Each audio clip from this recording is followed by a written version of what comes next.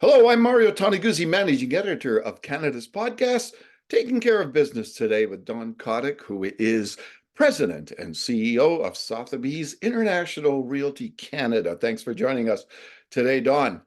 Thanks, Mario. Always great to see you. Thanks for having me back. Well, let's talk about the company's top tier spring real estate report. Basically, in a nutshell, what does it tell us about the luxury market in Canada these days? Well, it's interesting. We started the luxury market all across Canada with modest gains. We saw an increase in consumer engagement, and we also saw something what we call pre-transaction activity. And this is where, people are thinking about listing their home, they're thinking about buying. So there's lots of discussions with their realtors, they're prepping their homes. So these are all indicators that, the market was moving in the right direction. And we've seen that continually evolve as the listing inventories across the country have grown.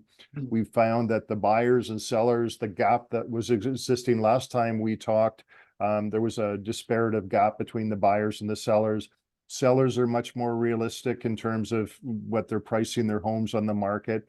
And so now we're coming into, obviously out of the first quarter, and we're seeing that the market is, poised in the right direction, cautiously optimistic. We're seeing single family homes are still, as we spoke last time, still one of the driving kind of aspects of the market.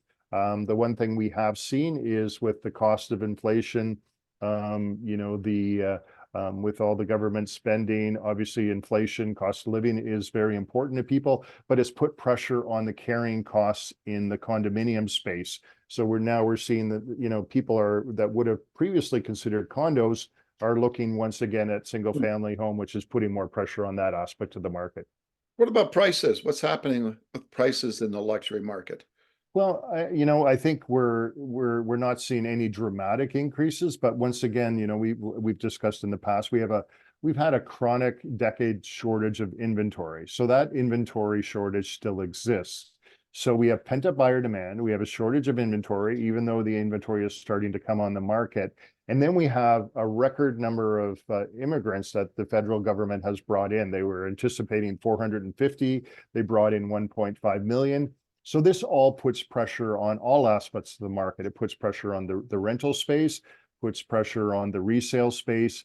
And, as a result of that, we're not going to see, dramatic price declines. So we're probably going to see, some probably movement upward in terms of pricing. Now, the recent, we've got the capital gains tax that the Liberals have just brought in with an implementation in June. And people may jump into the market to sell their investment properties or cottage properties to try and avoid this punitive tax that has been brought in. So we're yet to see how that will unfold, but they'll have to June if they're going to do something. And then after that, they'll probably hold on to some of these properties under the pretext that there'll be a change of government in 2025. Okay. Now you kind of mentioned a little bit about the inventory out there. What's happened with the supply in this market in the last 6 months? Well, I think it's steadily been increasing. I think what's happened if people come into the markets, and this is right across the country, if people come in the markets, if they price the property well, it's going to sell. And then we have, areas in, high demand neighborhoods that we're even at this point in time, we're seeing some multiple offers if they price competitively in those high demand markets. So it varies across the board, but inventories tend to be increasing somewhat. All right, wonderful. Now, we all know that $1 million home in Calgary or in Edmonton or in Winnipeg is a lot different than $1 million home in a Toronto or a Vancouver. So I'm wondering, are we seeing a migration at all to some of these other out of Toronto and Vancouver to places that $1 million can buy you more property?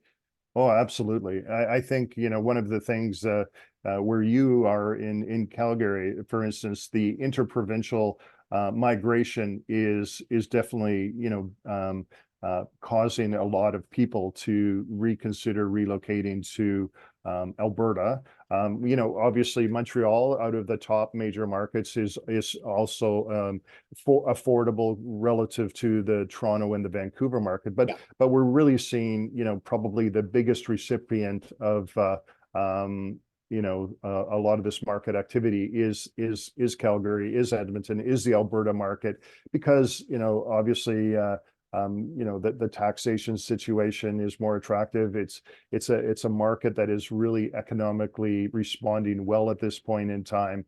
And so we are seeing a lot of people migrate, and affordability is one of the driving aspects of that market. Now, one of the interesting things in Calgary that we're seeing is a lot of the people that are coming through this interprovincial migration, coming from centers like Vancouver and coming from centers like Toronto, are used to urban living. So they're more accustomed to the condominium living, whereas a few years ago, condominiums were not, that much of a destination. But now we're seeing that people are coming from these other provinces used to this urban living, and we've noticed a little uptick in terms of activity in the condo space because they're coming in with a different mindset. So that's something that unique we're seeing right now as well.